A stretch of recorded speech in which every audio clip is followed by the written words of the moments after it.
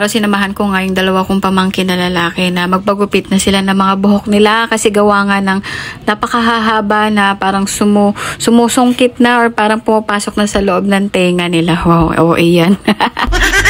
Dati-rati talaga noong hindi pa dumadating si Miko sa buhay ko, masipag talaga ako na samahan niya sila magpagupit. Minsan diniday ko pa yan sila pa isa-isa para ma-build yung trust and yung love ko sa kanila, no, as tita and nephew relationship.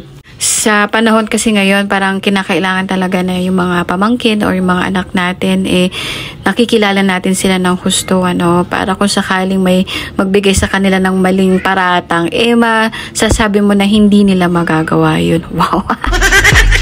Lagi ko silang tinatanong, hindi lang yung mga nephew ko, pati yung mga nieces ko, no. Lagi ko silang tinatanong kung kamo sila sa school, may mga friends ba sila, may nangbubuli ba sa kanila. Kailangan na nalalaman ko kahit na tita lang nila ako.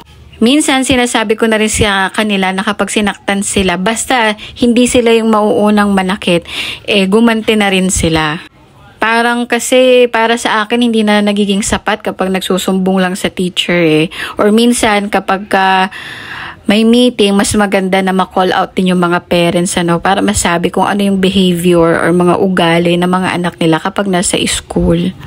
Napanood ko kasi yung Adolescence doon sa Netflix, kaya parang malaking impact siya sa akin kapag hindi natin nakikilala yung anak o kaya yung mga pamangkin natin. Anyways, ito pala yung ulam namin ngayon. Ginisa na gulay na pangpakbet, tapos nagprito din ako dito ng galunggong. Perfect match talaga ito para sa akin.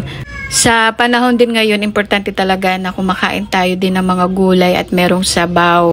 Naku, yan lamang po for today's video. Nagkwento lang ako, hindi ko na na-share kung paano ko nailuto. Panoorin nyo na lang yung aking video. So, pakishare na lang po ang aking video. Ingat po kayo palagi and good night!